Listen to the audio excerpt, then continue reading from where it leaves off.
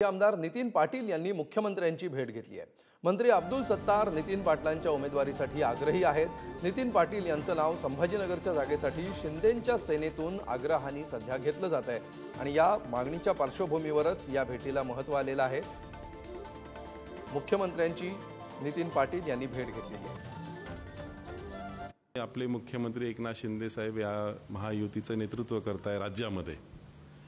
त्याच्यामध्ये त्यांना आम्ही विनंती केली आणि त्यांना विनंती करून सांगितलं की आम्हाला उमेदवारी मिळावी, आम्ही आमच्या परीने पूर्ण प्रयत्न करू आणि शिवसेना पक्षाकडून उमेदवारी मिळाल्यानंतर विजयी होण्याचा आमचा पूर्ण प्रयत्न असेल आणि त्याच्यामध्ये आम्हाला यश मिळेल।